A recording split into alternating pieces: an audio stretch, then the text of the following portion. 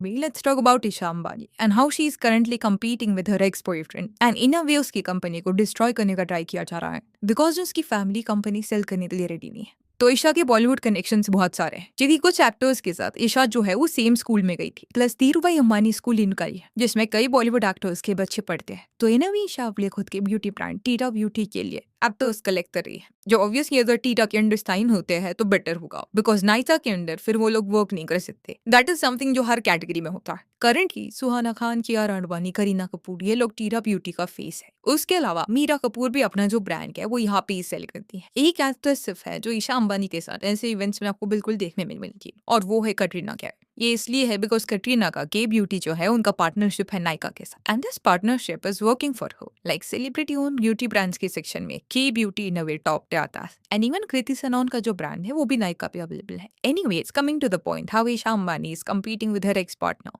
तो इंटरनेट पे जब you will search Isha Ambani ex तब अंचित नायर ये नाम आपको देखने मिलेगा। इनकी साथ में फोटोज भी है। ये जो फोटो है वो डेब्यूटेंट बॉल का लग रहा है जो पेरिस में होता है, जिसमें शनाया, अनन्या जैसे सेलिब्रिटीज भी पार्टी दे चुके हैं। ईशा अंबानी ने भी इसको अटेंड किया था जब वो 20 ईयर्स ओल्ड थी। अब it is in a way hard to find anything on Ambani. Reason being उनके पास वो पावर है जहाँ पे पुराने आर्टिकल्स को वो हाइड कर सकते हैं, जो भी उनके इमेज को डैमेज कर सकता है। एनीवेज 2012 में अंचित ईशा के साथ वहां पे गया था एंड इनकेस ये डेटिंग रूमर सच है देन अंचित नायर जो है उसके साथ ईशा अंबानी डायरेक्टली आज के वक्त में कम्पीट करी है, क्योंकि अंचित नायका से एसोसिएट है। फाल्गुनी नायर जो नायका की फाउंडर है उनकी बेटे का नाम अंशिक है एंड वो करंटली एग्जीक्यूटिव डायरेक्टर का पोजीशन होल्ड कर रहा है। अभी अंबानी फैमिली अलग अलग कैटेगरीज में इतने सालों में अपना बिजनेस जो है वो एस्टैब्लिश कर चुकी है। They have acquired a lot of businesses, चाहे वो क्लोथिंग कैटेगरी में हो या ओटीटी कैटेगरी में। ब्यूटी रेंज में उनका कुछ साल पहले तक कोई ऐसा प्रोमिनेंट ब्रांड नहीं था। मे बी नायका के साथ डील क्रैक करने का भी उन्होंने ट्राई किया होगा, बट नायका करंटली अलग लेवल का सक्सेस अटेन कर चुका है and it won't be easy to get into it. तो उन्होंने टीटा ब्यूटी मार्केट में लाया जो डायरेक्ट कंपटीशन है Nykaa and in a way certain brands या सेलेब्स जो अपने प्रोडक्ट्स टीटा के अंदर सेल कर रहे हैं they can't list their products under Nykaa. See बड़ी कंपनीज हमेशा ये स्ट्रैटेजी पे चलती है कि वो छोटे कंपनीज ब्रांड्स को अगर अक्वायर करने का ट्राई करेगी एंड अगर ब्रांड सेल करने के लिए रेडी नहीं होते देन दूसरा मेथड अप्लाई किया जाता है, that is to destroy them by capturing them. तो अंबानी भी अपनी ब्यूटी ब्रांड का अग्रेसिव वे से मार्केटिंग करे। Suhana, Kareena, Kiara back to back events में देखने मिल रहे हैं, इंटरव्यूज दे रहे हैं। कियारा आडवाणी जो है वो ईशा अंबानी की पुरानी दोस्त है, सेम स्कूल से ये लोग। अभी वियर्ड चीज यहाँ पे ये है कि ईशा और अंचित के जो फोटोज है वो 2012 का है एंड सेम ईयर में Nykaa was founded.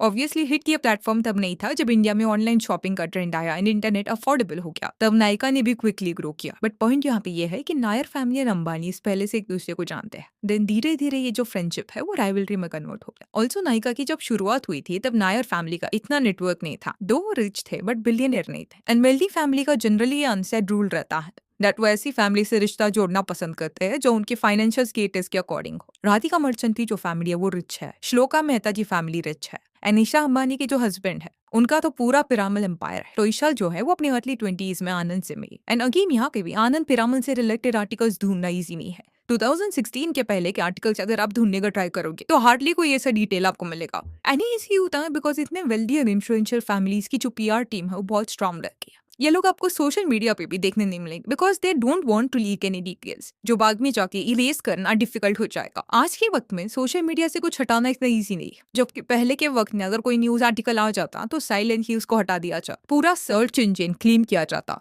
So that wealthy family के अगेंस्ट कुछ ऐसा कंट्रोवर्शियल ना मिले। राधिका मर्चेंट के साथ भी ये देखने मिला है। Before getting link to Ambani family she was active on social media, story post अपने पुराने फ्रेंड्स के साथ वो डालती रहती एंड जैसे ही ऑफिशियल हुआ दैट राधिका एंड आनंद का एंगेजमेंट हो रहा है वो भी साइलेंट हो गई सोशल मीडिया पे। तो एनीवेज ईशा अंबानी जो है वो आनंद से मिली and now they are married. अभी यही सब के बीच में एक फेस ऐसा था जहाँ पे नायका जो था वो एक बड़ा हिट था and Ambanis wanted to in a way get involved. Ambanis ने जैसे डिज्नी हॉटस्टार के साथ किया, इवन नाया भट्ट की क्लोथिंग ब्रांड को भी एक्वायर उन्होंने कर लिया है। इट इज हाईली पॉसिबल कि नायका को भी उन्होंने लेने की कोशिश की होगी क्योंकि वो एक सक्सेसफुल कंपनी बन चुकी थी। पर फाल्गुनी नायर का विजन बहुत क्लियर था कि इंडिया में जेन्युइन ऑथेंटिक मेकअप ब्रांड्स ढूंढना इजी नहीं है। कई सारे डुप्लीकेट्स बेचे जा रहे हैं, वो भी ऑन प्लेटफॉर्म पे एंड वो अपने प्लेटफॉर्म पे सिर्फ जेन्युइन प्रोडक्ट्स अवेलेबल करके देगी तो कस्टमर्स का भी वो जो ट्रस्ट है वो नायका के साथ बिल्ड हो। आज के टाइम में भी मिंत्रा या जियो से मेकअप लेने जाओगे तो थोड़ा डाउट रहता है कि डुप्लीकेट आ सकता है, बट वही अगर इंटरनेशनल ब्रांड कोई नायका पे लिस्टेड है तो इट इज रियल, ये ट्रस्ट इजीली बैठ जाता है। एंड बिकॉज नायर फैमिली ने कोई डील क्रैक नहीं किया अंबानीज के साथ,